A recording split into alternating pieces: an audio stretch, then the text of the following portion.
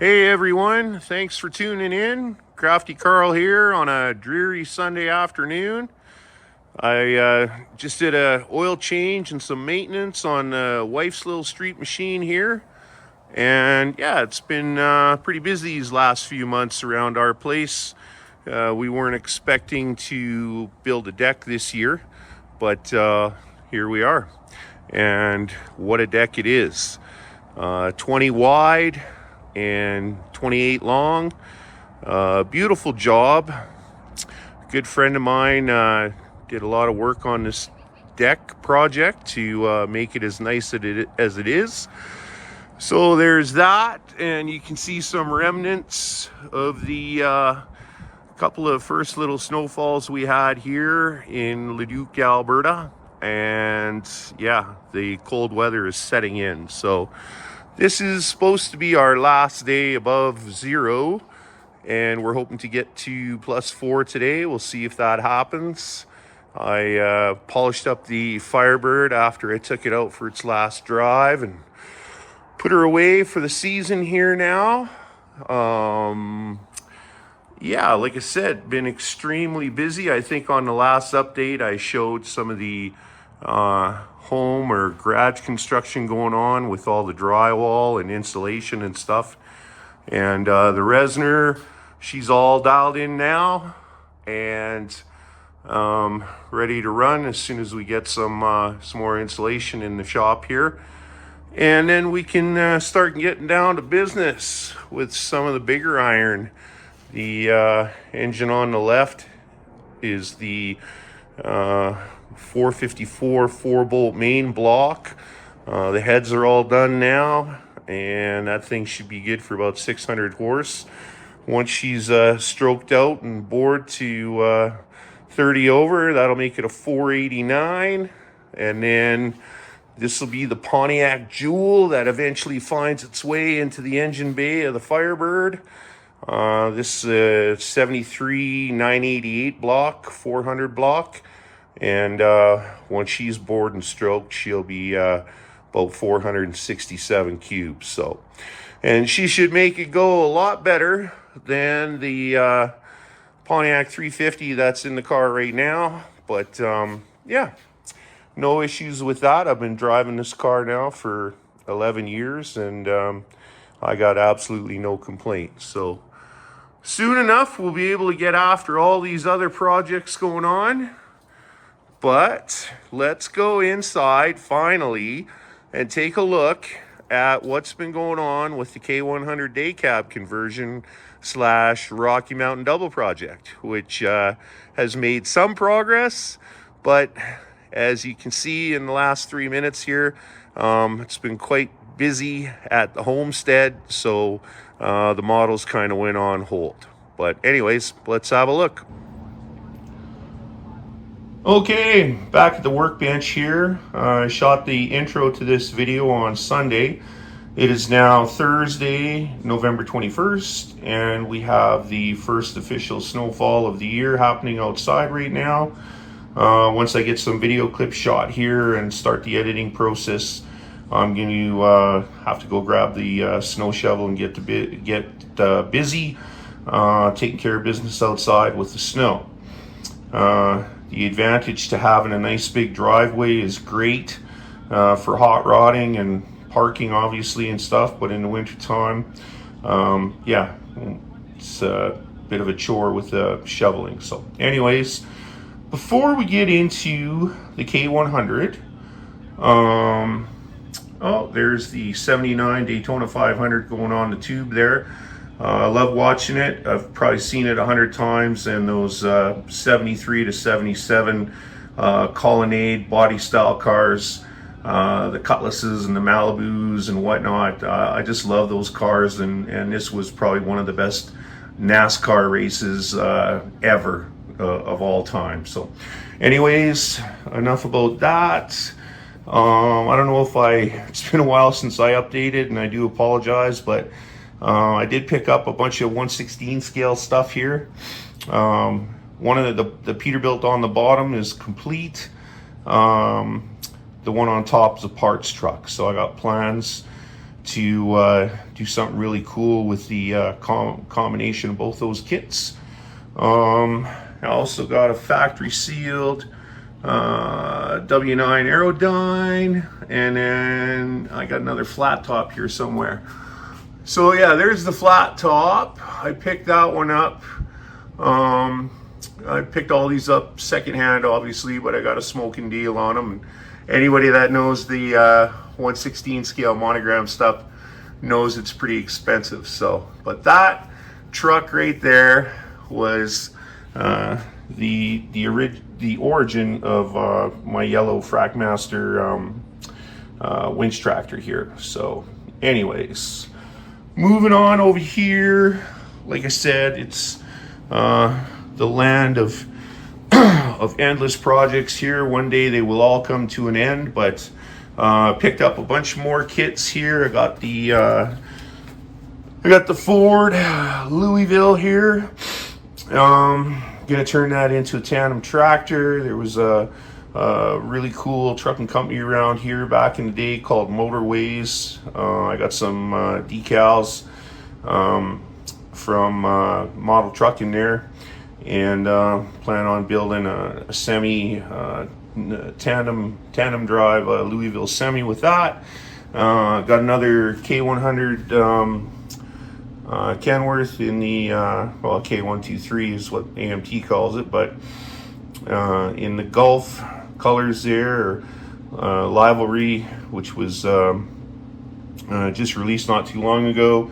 Got a Watkins reefer in there. I believe that's the Gulf tanker above it. It is. Another Mobius smooth side 53, another 352, W9 dump truck. Kind of running out of room on the shelves, and buried underneath all that stuff is pretty much 90% of my engine for the 489 I'm building for the pickup truck project. I got my really nice hydraulic roller camshaft, forged crank, forged rods. There's pistons buried underneath there somewhere. And then, yeah, over here on the bench, I'm going to clean it up a little bit before we continue on with the update, and just show you what progress I've made with the project here. I have made some, believe it or not. And yeah, I'm going to cut it there and then clean up the bench a little bit, and we shall return. So once again, I just want to say thanks to everybody for tuning in and staying subscribed, and keep on checking in on me here and see what's going on. But you know, I try not to. I don't tell much about my personal life on this channel. I know I've shown my face in one or two videos there, and talked about, you know, my passion for trucking, my history as a truck driver and a crane operator, and how I earn my living, and how much I love the trucks of the old school trucks and whatnot, and trucking in general. But there's been a bit of a delay between updates or videos here, and I decided what I'll share quickly is this is a picture of my mom. Her name was Lisa, and she passed away on August the 2nd. And it's been really tough on our family, especially my wife, and who's very close to her, and obviously the rest of our family. But that's my mom right there from way back in the day. She was 94 years old, and she grew up in Europe, and you know, she lived a pretty tough life, but she always had a smile. So that's just one of the reasons that, other than being busy in general, that I've been kind of absent for a little bit here, is just kind of, some days are better than others. So anyways, I just wanted to share that with the viewers, and let's take a look at the Kenworth, because my mom, this woman here, is responsible for buying me my first ever model kit and getting me into the model building hobby. So, thanks, Mom. All right. I didn't do a major cleanup. I just cleaned up some of the tools and get some of the junk out of the way here. So, like I said, I know it's been a while since I updated anything on this project, but if you go back to the last video, I didn't have near the amount of stuff painted that I do now, and I got some of the body work finished on the cab, and the trailer marker light situation has been sorted out. So we'll kind of touch on all those things and just kind of show you what's been going on. You'll see there's my wheels and tire my wheel and tire package has been that way for quite a while. It was one of the first things I built for this project. I've got an assortment of parts painted in flat black, which I decided to, just go with flat black on those parts. My grill here, you can see my grill is a bit blemished, and that's not really a concern to me because I don't really want a really shiny chrome grill on this truck. It's disappointing that the chrome plating came off so easily with a very light adhesive masking tape that I used. But what I was doing was, you'll see I got one of the cab hinges on here. What I was doing was I was constantly taping this grill onto the cab and removing it as I did body work and paint work, and fitting and using the hinge, and I taped on the other hinge and then the grill to the cab itself. And I continually kept doing that to mock up my exhaust and my air intake pipe. And then of course how the engine's going to fit in, how the ducting, the intake pipe and stuff from the air cleaner going into the charge side of the turbo and stuff. Just how all that's going to fit in there and stuff, because like I said, it is obviously a day cab conversion. So anyway, the grill took a bit of a beating, no big deal. We got some work done on the Cummins. It's the typical Cummins beige, which I found that from Duplicolor, and I do like that color. I think it's pretty close to the tan color of a Cummins there. I got some scar marks and stuff here from fitting things and doing the final adhesive and assembly and stuff like that. So that's usually how it rolls with my model parts and stuff. And then I just kind of touch up everything afterwards, which I'm sure a lot of the other model builders and viewers looking to do the same thing here. So one thing happened here is that this motor mount off the bell housing, I had to carve it back in order for it to fit in the frame square. You got to think that this kit that I'm building here, this K123, which should be a K100, but anyway, you can see, let's see here. Sorry for the floppiness here. Okay, there's two factory sealed K100s. Now, those were the 09 versions. So we're looking at, 15 years old now. It was one of those kits that I built or used for this kit here. And, after time, the molds and everything, and you get some warpage going on with the frame and fitment issues and stuff. I mean, I've yet to see a model kit that's perfect. I have heard that the Tamiya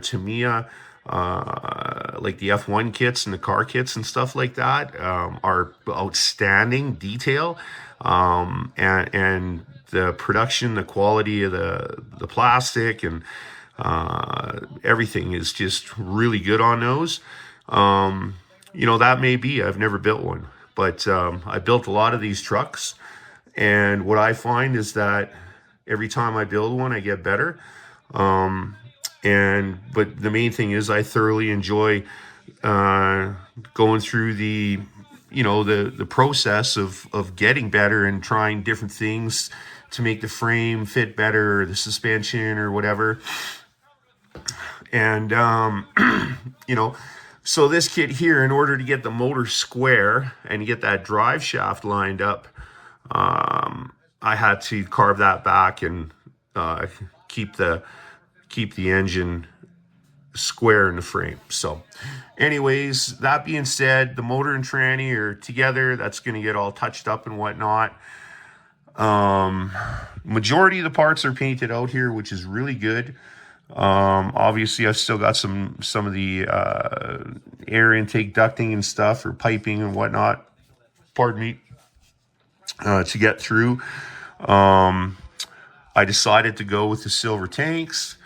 I'm going to keep them silver, and I got rid of most of the the seams, the parting lines and stuff like that. I mean, again, this is going to be one of my better models, but it's definitely not like, NNL, whatever, competition, all detailed. And if I was waiting around for perfection and stuff, all I got to do is just look over at the W9 there. It's all, the air system on that is exact to a real truck. The engine's all plumbed and everything, but I mean, that just takes too much time.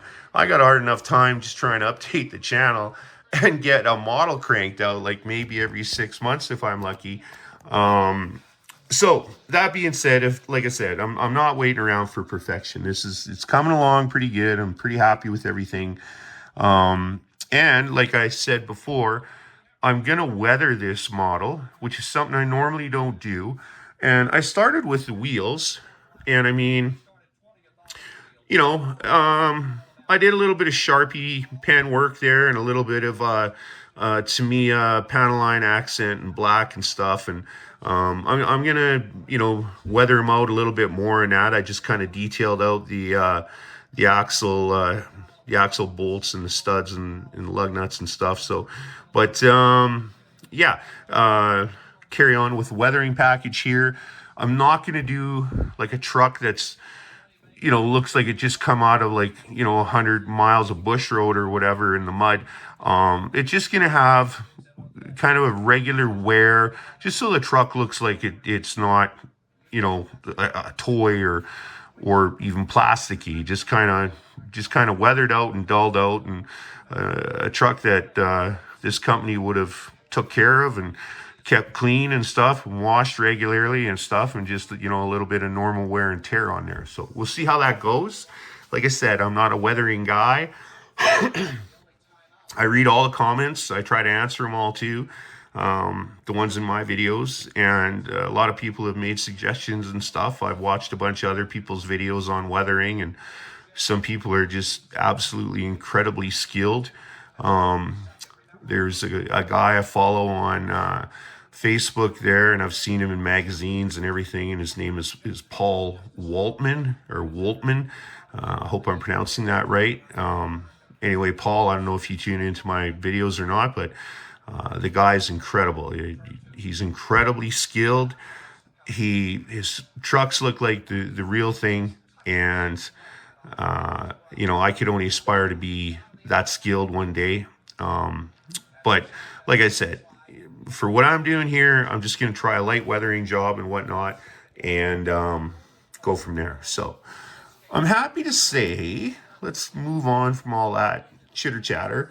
So this is how the grill took a beating. You can see there, obviously the grill's not on the cab right now. There's the gap here is a little bit bigger at the top than the bottom. When everything's fit on there properly, it's nice and square to the exhaust rack there.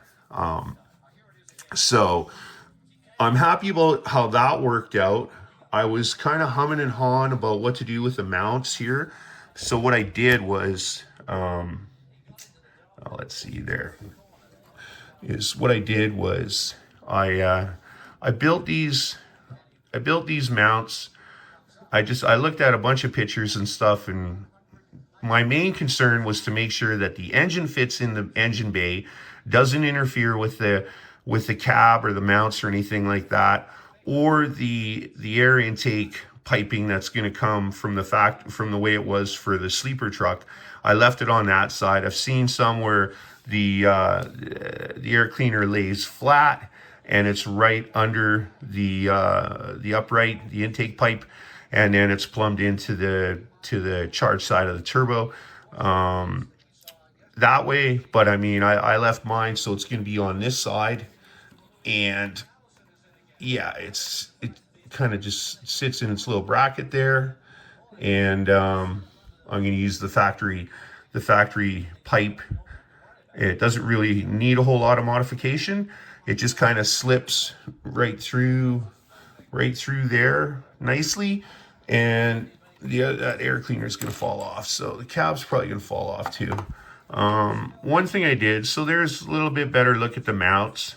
I like them. I mean, are they exact to what Kenworth would have made? Probably not, but you know, the cab sits in there nice when it's on its hinges, and it looks good to me. So, and I had a lot of fun doing it. So, anyways, this support bar here would have just been like a piece of tubing back in the day or whatever they would have welded on there. On the factory exhaust rack, you've got a couple of rods that come down, and one goes across for the dual exhaust and kind of holds the rack, gives it some support or stability. I got that bend in there. And the reason I got that bend in there is because when the engine sits in there, let's see here, I'll tuck it in there real quick. It's not that big of a deal. Yeah. So when the engine sits in there, you can see there's not a lot of room for clearance right here. And if I would have built it so I had the support rod or whatever going straight across, it would have been right up against the engine. So I couldn't have that. So what I did was I just made it like that. I mean, I've seen some that are they got a bend or a 90 or whatever. That's what I came up with, and I'll tell you what, I like it. And we're going with it. So the other thing too, sorry about that. The other thing too is I'm pleased to say that for the first time with all the, if you've been following along with my brother and I's business there, 3dconceptslimited.com, I do some updates on there, the parts we're bringing out and stuff like that.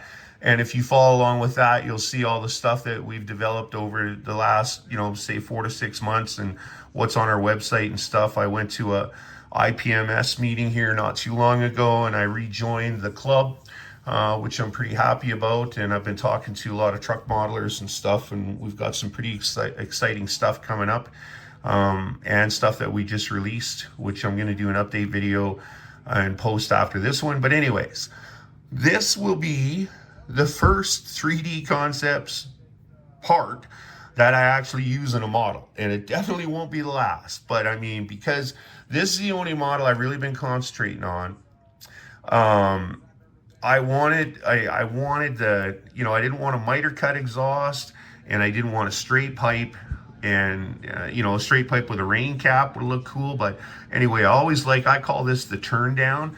On my 65 Biscayne at the back on a 3-inch exhaust, I had turn downs, obviously not facing out like that, but this is one of my favorite, best looking exhaust stacks, and I'm going to do a little review on the exhaust kits that we're selling that come with 7 different styles of tips in one kit.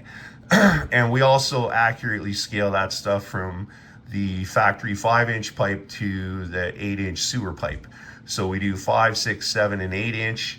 everything is scaled to the T, so it looks accurate on your truck model project. So anyway, and the black here, the black is just because if you look at the Kenworth video of the mixer, I took a speaker grill and I just painted it silver and I wrapped it around the tube or the muffler, and then the black really popped out from the holes in the speaker grill, and so that's what I'm doing here. The top of it's going to be silver and stuff, and then obviously the pipe itself, the exhaust pipe's going to be silver. So you'll notice that I'm just going to pull the motor out so it doesn't fall out on its own. The frame is pretty much done. So before, we didn't have any suspension or anything in there. Hendrickson suspension, it's just gorgeous. I'm getting better and better at building these. Like when I was a kid, I built probably about 50 of them, but I find there's a couple of different ways to do it. And I know one guy commented on my last video update on this truck and said, how come only half the frame is painted or whatever? Well, that's because I wanted to build out the Hendrickson after I pre-painted it strategically in some places, so I get really good glue adhesion, and then I put it on my coat hanger that's bent, and I just kind of hung it out, and then painted the rest of it. So you know, I know I call this a how-to video. I mean, I'm explaining a lot more than I'm showing you guys me building it or whatever, but I mean, we're just going to get better and better at the videos, at the editing, at the you know, at all of it, right? So I mean, we're doing the best we can here, trying to plug away. Okay, so here, let's take a quick look at the cab. So it's still got a scar in there. I missed that one. I had some paint come off here, and I didn't really address it too much or whatever. But like I said, I'm going to lightly weather the cab, so I think I'm going to be able to kind of hide all that. This is really cool in here. You can see these rivets, and obviously that's a, you know, that's a custom window built in for the back, and these rivets along the cab, the top of the cab roof, and then those rivets on the side there. And you can see it's ghosting a little bit.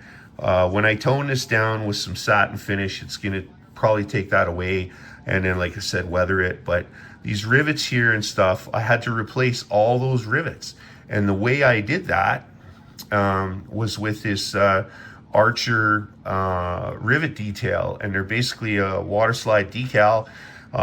They come in different sizes. You just got to know which size to order and stuff that looks correct for 124, 125 scale. And then you just soak them in the water, and like you cut your strip to length or whatever you need, soak them in the water, let them soften up a bit, slide them off. I like to use the decal set and whatnot, or decal set. It really helps out.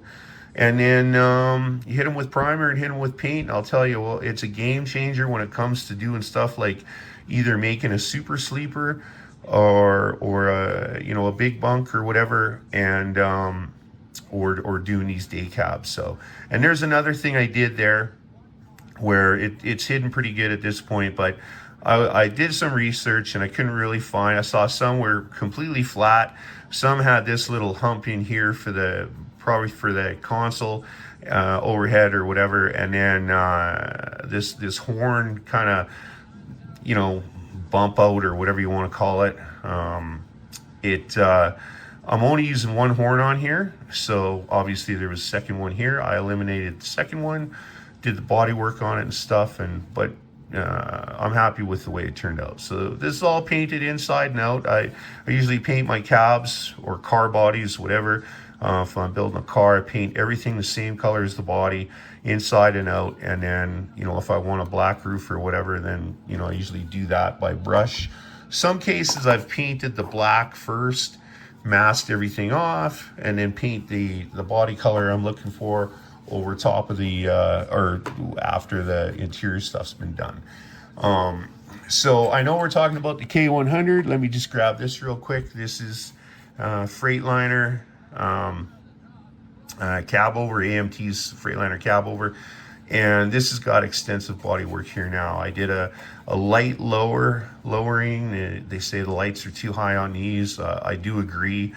kind of wish I would have did it to my wrecker, but it's a lot of work. And I tell you what, I think out of all the AMT kits that I've seen built and well built, we're only going to do this once here. So yeah, so anyway, the lights are lowered on this one. I've got a whole bunch of more rivet detail to put into here. But if you look at the roof, and if I can get the right kind of lighting there, yeah, you see that? So this has been stretched. So it's got a part of the standard size sleeper, and then cut down for the back portion, and then the other standard size sleeper. So basically it's an 86. There's bigger bunks than that, but this one I built as an 86 inch for you know, actual scale or whatever. And you know, I've still got some body work to clean up in here. Not sure if this line is correct, but I kind of took my my scribe and just kind of cleaned it out and stuff like that, because I'll tell you what, man, this is probably the most difficult truck cab to assemble. Anybody that's built one knows that. But let me get back to the roof here. Sorry about that. So see, and it's got the 2 columns of rivets, and a single column in the center. If I can get the lighting here to cooperate. Single column right there, 2 columns right there. That's all that Archer detail stuff. And I'll tell you what, man, when I put the cab together and I sanded the roof, man, did I ever just, I just went for it, because I'm like, it doesn't matter. I can sand every rivet off. I'm going to replace them. And that's the way to go. That's the way to go. I'll do a detail video on it when I get back to working on this. I still got a lot more rivet detail to put on it. And then I'm also going to take a couple of those 352s, turn those into a double bunk sleeper, and then clean up the slice in the middle with the rivets wherever I'm missing rivets. So, but thank you very much, Archer Fine Transfers, I think it's called. Anyway, we'll get into that in another video. And just to finish up this one here, let's look at the trailers. So, couple of my subscribers commented as to the clearance, not the clearance lights, the the running lights or whatever, marker lights, pardon me, gap in there. So yeah, let me see here if I can just kind of go. Yeah, so before, because I turned this into a 48, which I'm really happy with. Like, this seam is up front there, but you can't, you know, I'm not going to tell you where it is anymore because I've pretty much gotten rid of it. And it was really hard to do with this beaded side panel and then all these little rivets and stuff like that. And then the roof, it's perfect. I mean, it's perfect enough for me. And once I get the final coat of primer on it and I get the silver paint on it and stuff, it's going to be great. So, but anyway, you know, it's a scale 48 footer right now. That's what I wanted. And, you know, I talked about cutting out the marker lights, and then grafting them into where they should go. So right now I've got them perfectly spaced, 3 marker lights per side. And one of the viewers commented and said, you know, what you could do is you could fill the old ones, which I did. There was one there, and they need a little bit more fill, but I mean, you can kind of see a little bit there. It's almost ready to go. But anyway, he said then drill holes and use some tubing and stuff. And I was like, you know, it's not a bad idea. I mean, I totally credit that viewer for, forgive me, I can't remember his name or his handle at this particular moment in time, but it was a great tip. I did do something like that before for a completely different application where I needed the same effect, but it wasn't for lights. And then I kind of thought about it, and I thought, you know, it's a quick and pretty simple way to go. So what I did was I got the right size tubing, which I think was 5/32 OD, and I hogged out the hole because I wanted to have some kind of a, you know, like a you know, they would normally have a rubber seal there or whatever, like a little ring. And so that's where we are. And the ID is perfect for the typical red clearance light that or marker light that would come with comes with the AMT kits. So I also did it. Let's just go like this. I did it on the back doors and the other side, of course. And because, you know, I'm not going to be using this model to go trucking and make any money or anything like that. So I did seal up the doors. These doors are always a challenge.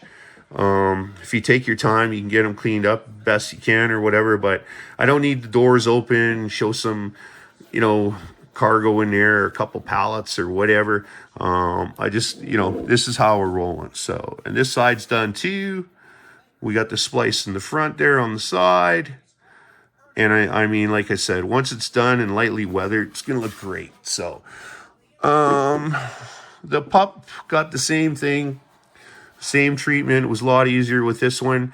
But even though these were, you know, you didn't have to do nothing. You could just put a light in there and detailed out the ring. I wanted them to all match. So I drilled everything out.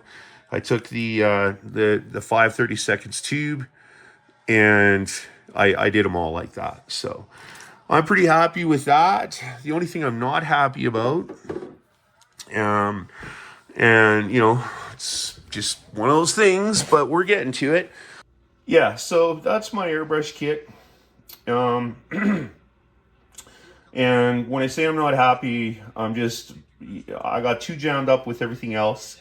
And once the basement's done here, I'm going to have a ventilation system put in.